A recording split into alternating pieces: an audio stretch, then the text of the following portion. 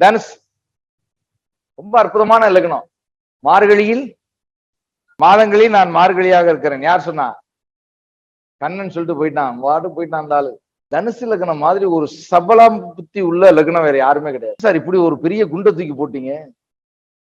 கோபியரை கொஞ்சம் ரமணா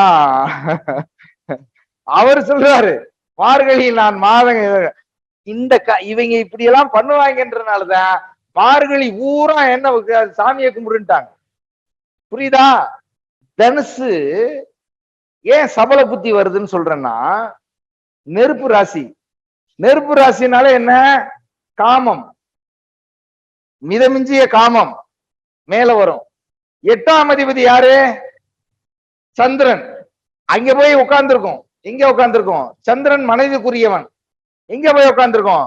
8ஆம் இடம் அப்படியே பொங்கிக்கிட்டே இருக்கும். நீங்க பாத்தீங்கன்னா பட்டை அடிச்சிருப்பாங்க, ராமம் போட்டிருப்பாங்க, மஞ்சள் ட்ரெஸ் போட்டிருப்பாங்க, காவி உடை உடுத்தி இருப்பார்கள். என்ன சொல்லாதீங்க, நான் தனுசு இல்ல, சரியா? எல்லாம் அப்படியே இருக்கும், ஃப்ரெஷ்ஷா இருக்கும். ஓம் நித்யானந்தாய நமக. புரியுதா? இதன் உள்ள இருக்கும். மறைமுகமான சிந்தனை தவிர்க்க முடியாது. நான் தனுசு லக்னம் குருவுடைய லக்னம், சரியா? ஏன் இதை சொல்றேன்னா, நீங்க ரொம்ப ரொம்ப கவனமாக இருக்கணும். தனுசு லக்னம் மிதமிஞ்சிய கற்பனைகளும் மிதமிஞ்சிய உணர்வுகளும் உங்களுக்கு ஏற்படும். காரணம் சந்திரன் 8ஆம் அதிபதி, சரியா? இங்க அடுத்து நீங்க போனீங்கன்னா, அடுத்து நீங்க ஒரு ஸ்டெப் வச்சீங்கன்னா யாரு? சனி சூத்திரன். இந்த பக்கம் ஸ்டெப் வச்சீங்கன்னா இருட்டு, விருச்சிகம், பாம்பு உச்சம் பெறக்கூடிய ராசி.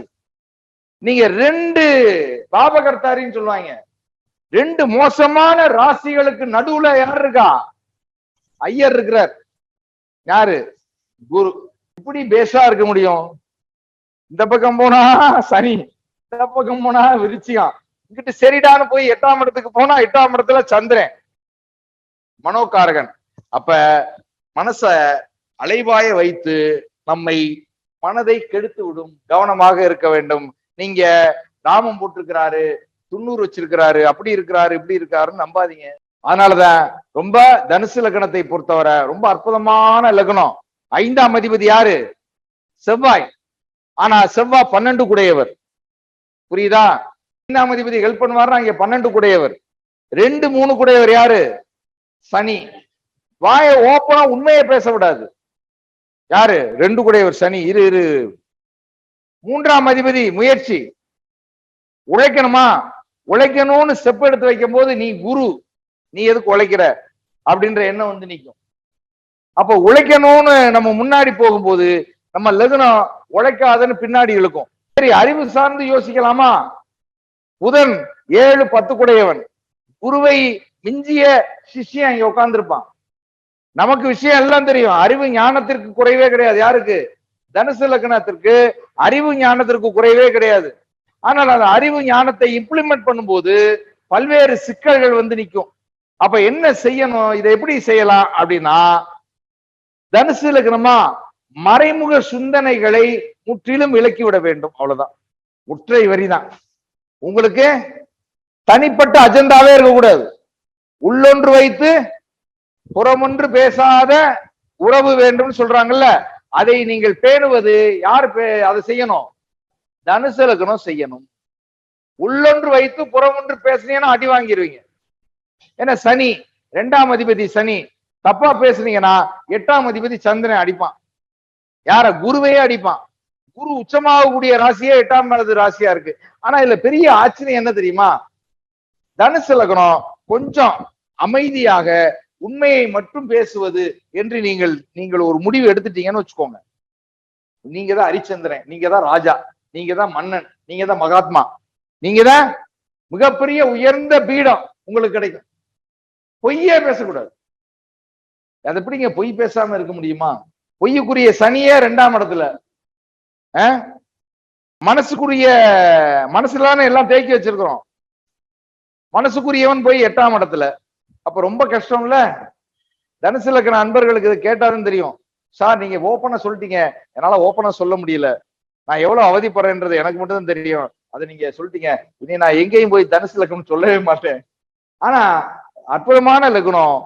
குரு மிகப்பெரிய ரகசியங்களை எல்லாம் அறிந்து வைத்திருக்கக்கூடிய லக்னம். எல்லா ரகசியங்களும் யாருக்கு தெரியும்? தனுசு லக்னத்துக்கு தெரியும். ஆனால் அந்த ரகசியங்களை வெளிப்படுத்த இயலாமல் விடாமல் என்ன பண்ணும்? கற்பனை, தவறான சிந்தனைகள், தவறான கற்பனைகள் நம்மை வாட்டி வதைத்து விடும். கவனமாக இருக்க வேண்டும். சரியா? ரைட். 5 குடையவர் செவ்வாய், 6 குடையவர் சுக்கிரன். அதனால ஆசையை வெறுக்க வேண்டும் சொன்னேன். 6 குடையவர் சுக்கிரன், 8 குடையவர் சந்திரன். நல்லா கவனிங்க. ஆசைக்குரியவன் 6, 8 குடையவன் மனதுக்குரியவன், மனசு 8. நல்லா, ஆசைக்குரியவன் 6, மனசுக்குரியவன் 8. என்னடா அப்ப அப்ப ஆசையை படக்கூடாது. மனச அலைவாய நீங்க எப்படி அலைவாயா? உங்களுக்கு தனியா அஜெண்டா இருந்தா தானே அலைவாயம். பொய்யே இல்ல, புரட்டே இல்ல, எனக்கு மறைமுக சிந்தனையே இல்லைன்னா என்ன பண்ணும்? நான் ஓப்பன் ஹார்ட்டடா அப்படின்னா என்ன பண்ணும்? ஒண்ணுமே பண்ண முடியாது. சுக்கிரனும் ஒண்ணும் செய்ய முடியாது, சந்திரனும் ஒண்ணும் செய்ய முடியாது. அப்ப தனுசு லக்னத்துக்கு கெடுதல் செய்யக்கூடிய கிரகம்னு யாரு இருக்கா? யாருமே இல்ல. ஒருத்தன் சந்திரன் தான். சந்திரன் வீட்டுல குரு உச்சமாகறான். ஆனா சந்திரன் தான் கெடுதல் பண்றான். அதனால ஒற்றை வார்த்தையில நம்ம ஒரே விஷயத்துல நகர்த்திட வேண்டியதுதான். தனுசு லக்னமா, நீங்கள் பொய் பேசக்கூடாது, உண்மைக்கு மாறாக பேசக்கூடாது, தவறான சிந்தனைகளை சிந்திக்க கூடாது, மற்றவர்களுக்கு கெடுதலையே நினைக்க கூடாது, ஆசைப்படக்கூடாது. என்ன சார் இப்படி கூடாது கூடாதுன்னா எங்கே சார் போறது? சாமியாராவா போறது? அதெல்லாம் தேவையில்லை. அற்புதமான மனைவி கிடைப்பா, அற்புதமான கணவன் கிடைப்பான் தனுசு லக்னத்துக்கு. கொஞ்சம் உண்மையா இருங்க. சரியா? உண்மை தெரியுமா? உங்களுக்கு ஒரு சர்வே எடுத்து பார்த்தா தனுசு லக்னத்தை சேர்ந்தவர்கள் தான் அதிகமாக என்ன சொல்றது, அது எப்படி சொல்றது, 2வது வீடு 3வது வீடெல்லாம் வச்சிருக்கிறாங்க. ரொம்ப ஆச்சரியம்ல. நான் நிறைய ஜாதகம் பார்த்துட்டேன், வெளியில தெரியாது. என்ன சார் இப்படி சொல்றீங்க? அது கண்ணங்கிட்ட இருந்து வருது. என்ன, அது நம்ம ஒண்ணும் பண்ண முடியாது. அதனால இந்த பண்புகள் இருக்கு. இந்த பண்புகள் கொண்டாந்து கொடுத்துரும். ஏன்னா சுக்கிரன் இல்லையா? 6 குடையவன் சுக்கிரன், 8 குடையவன் சந்திரன். இந்த பண்புகளை கொண்டாந்து கொடுத்துரும். ஏன்னா தனுசு லக்னத்தை எல்லாரும் நம்புவாங்க, நல்ல மனுஷங்க அப்படி நம்புவாங்க. இந்த நம்பிக்கை என்ன ஆகும்? கொஞ்சம் அத்துமீறும் ஒரு ஸ்டேஜ்ல. இந்த இந்த காரணிகளால் நிறைய பிரச்சனைகள் ஏற்பட்டக்கூடியவர்களை என்கிட்ட ஒரு தனுசு லக்னமே வந்தாரு. ஒரு நாள் வேற ஆளை கூட்டிட்டு வந்தாரு. சரின்னு நான் பலன் பார்த்து சொல்லிட்டேன். அடுத்த நாள் இன்னும், சார் நேத்து நான் கூட்டிட்டு வந்தேன்ல, அது சொல்லாதீங்க சார் அப்படின்ட்டாரு. ஆமா, அப்ப இந்த மாதிரி எல்லாம் வரும் தனுசு லக்னத்துக்கு. அதனால தனுசு லக்னத்தை சேர்ந்தவங்கள தப்பா சொல்றேன்னு நினைக்காதீங்க. இது இயல்பு. ஒவ்வொரு லக்னத்துல இருக்கக்கூடிய பிளஸ் மைனஸ். சரியா? அப்ப நாம என்ன பண்ணணும்? ஆசையை தூர ஓரம் கட்டிட்டோம்னா வருமா? அது வராது. பொய்யொன்று மனதில் நினைத்தால் அது உண்மை என்று நிலைநிறுத்தி விடக்கூடிய லக்னம் தனுசு. ஏன்னா வலிமை கூட இல்ல தனுசு லக்னத்துக்கு, வலிமை கூட. நெருப்பு இல்லையா? நெருப்பு ராசி. அங்கே நெருப்பும் குருவும் சேரும் போது செயலை உடனடியாக செய்துவிடும். ஒரு விஷயம் நினைக்கிறீங்கன்னு வைங்க, வசிய லக்னம்னாலே தனுசு லக்னம் தான். ஒண்ணு நினைக்கிறீங்கன்னு வச்சுங்க,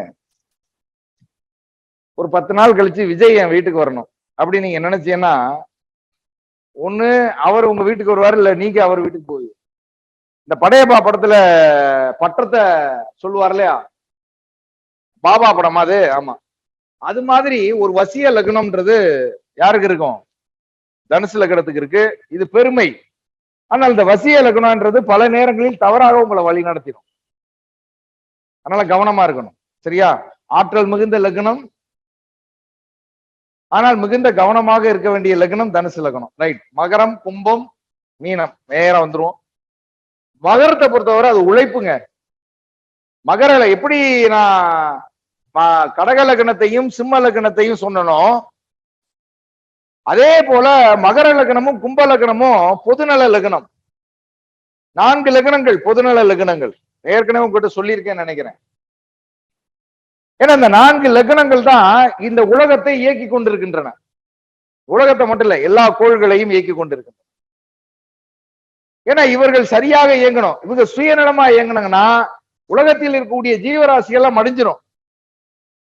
எனவே இந்த 4 லக்னங்கள் தன்னை பற்றி கவலைப்படாமல் பிற சூழலை பற்றி கவலைப்படுகின்றன, சுற்றுப்புற சூழலை பற்றி கவலைப்படுகின்றன, சுற்றுப்புற சூழலில் இருக்கக்கூடிய உயிரினங்களை பற்றி கவலைப்படுகின்றன, நாம உட்பட. அப்ப மகர லக்னத்துல பிறந்தவங்க யாரை பத்தி கவலைப்படணும்? சுற்றுப்புற சூழலை பற்றி கவலைப்பட வேண்டும்.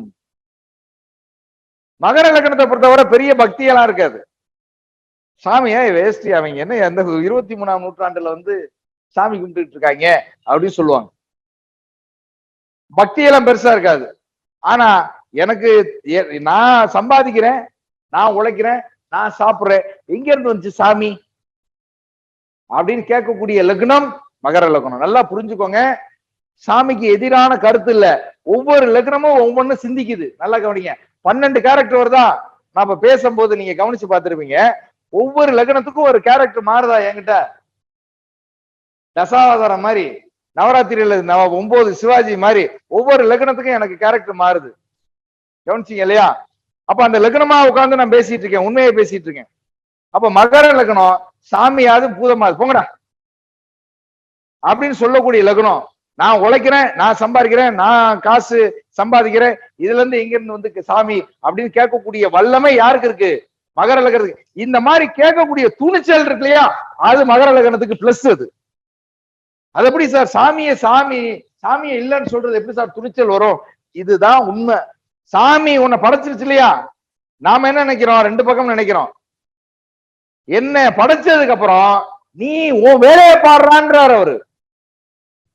இத கர்ம யோகம்னு பேரு.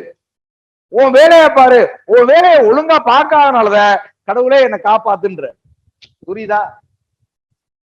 நீ உன் வேலையை பார்க்காக நீ கரெக்டா செஞ்சிருந்தா உன் வேலையை அவனை காப்பாத்துவியா? ஒரு படத்துல, பழைய படம், வி.கே. ராமசாமி சிவனா வருவார். அது என்ன படம் ஞாபகம் இல்ல. பூசாரி வந்து வேகமா, நீ எனக்கு எதுவுமே செய்யல, நான் இனி நாளையில இருந்து உனக்கு பூஜை செய்ய மாட்டேன், நான் வந்து தேவார திருவாசகம் எல்லாம் படிச்சு நான் உனக்காக கஷ்டப்பட்டு படிச்சேன், நீ எனக்கு ஒண்ணுமே செய்யல, நான் நாளையில இருந்து பூஜை செய்ய மாட்டேன்னு போயிடுவார். இவர் வி.கே. ராமசாமி சிவபெருமான். இவர் என்ன பண்றாரு? உன்னை யாரா கஷ்டப்பட்டு தேவார திருவாசகம் படிக்க சொன்னா? கஷ்டப்பட்டு வேலை பார்த்திருந்தா வேலையே உன்னை காப்பாத்துங்கள. இப்ப பாரு, வீதியில போய் பிச்சை எடுக்க போறான். யார? சிவபெருமான் பூசாரியை பார்த்து சொல்லுவாரு. இதுதான் ரியாலிட்டி. இந்த ரியாலிட்டிய உணர்ந்தது யாருன்னா மகர லக்னம். ரொம்ப அற்புதமான லக்னம் அது. தெய்வத்தால் ஆகாதெனினும் முயற்சி தன் மெய்வருத்த கூலிதனம்னு ஒரு குரல் இருக்கு இல்லையா? வள்ளுவர் எவ்வளவு பெரிய ஆளு, அறம்பொருள் இன்பம். அவரை பத்தி அவர் ஆன்மீகத்தை பத்தி எழுதாத விஷயம் கிடையாது. சித்தர் தான் அவரு. அவர் சொல்றாரு, தெய்வத்தால் ஆகாதது எனினும். என்ன சார் இது? தெய்வத்தால் ஆகாததுன்னு ஏதாவது இருக்கா? நீங்க கேட்கணும். வள்ளுவர் சொல்றாரு, ஆமாதான் ஆகாதது இருக்குன்றார். நான் பலமுறை நம்மளுடைய வகுப்புல சொல்லிட்டு இருக்கிறேன். தெய்வம் உதவி செய்யாது. எப்ப செய்யாது? உங்க உடம்புல 50% மேலாக அசுர சக்தி உள்ளே வந்துருச்சுன்னா தெய்வம் உங்களுக்கு உதவி செய்யாது. தேவசக்தி அசுர சக்தி அப்படியே சரிசமமா இருந்தா உங்களுக்கு உதவி செய்யும். அப்ப இங்க என்ன நடக்குது? மகர லக்னத்துல தெய்வத்தால் ஆகாது எனினும் நீ கவலைப்படாத, நீ உழைச்சா உனக்கு எது அதுவே உனக்கு கூலி தரும்ன்றார் வள்ளுவர். அதுதான் உண்மை. அங்கே குரு நீசம். புரியுதா? எங்கே?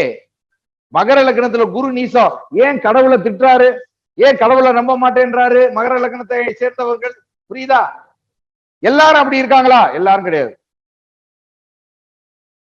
பொதுவாக மகர லக்னத்தினுடைய இயல்பு அது. உழைப்புக்கு அதிக முக்கியத்துவம் கொடுக்கக்கூடிய லக்னம் அது. அப்ப இந்த உழைப்பு மூலமாக ஏதாவது பொருளீட்ட முடியுமா? பெரிதாக பொருளீட்ட முடியாது. ஆனாலும் தேவையான அளவு கிடைச்சிடும். நீங்க மிதமிஞ்சிய வாழ்க்கையை வாழ முடியாதுனாலும் உங்களுக்கு என்ன தேவையோ அதை மகர லக்னம் உங்களுக்கு ஈட்டி கொடுத்து விடும். கவலையே படாதீங்க. மகர லக்னத்துக்கு சூரியன் 8ஆம் அதிபதி, கெடுதல் செய்வார். ஆனா நீங்க நன்றாக உழைக்கும் போது அதே சூரியன் உங்களுக்கு சம்பாத்தியத்தை கொண்டாந்து கொடுத்துருவார். நான் ஒண்ணுமே செய்ய முடியாதுடா. நீ வந்து அதாவது உண்மையிலே நீ உழைச்சிருக்கிற, உள்ளபூர்வமாக நீ உழைத்திருக்கிறாய், எதை ஏமாத்தல. நீ உண்மையிலேயே உள்ளபூர்வமாக நீ உழைக்கும் போது என்னால அதுக்கு கெடுதலும் செய்ய முடியாது. ஏன் 8ஆம் அதிபதி சூரியன் கெடுதல் செய்யலாம்ல, ஏன்னா சூரியன் நேர்மையானவன். புரிஞ்சுக்கோங்க, யார் ஒருவரிடம் சூரியன் வலிமையாக இருக்கிறதோ அவன் நேர்மையானவனாக இருப்பான். சார் இப்ப அமைச்சர்கள்லாம் எப்படி இருக்காங்களே, அவங்கள சூரியன் வலிமை தானே? இல்ல, சூரியன் வலிமைதான், ஆனா சூரியனோட ராகுல போய் உட்கார்ந்துருக்கு, அதுல ஃப்ராட் பண்ண சொல்லுது. செந்தில் பாலாஜிக்கு பாத்தீங்கன்னா சூரியனும் ராகுன்னு சேர்ந்திருக்கு. எங்க? துலாத்துல. சூரியன் இயல்பாக வலிமையா இருந்தா அவன் கெடுத போய் அவன் பித்தலாட்டமே இருக்காது அவன்கிட்ட.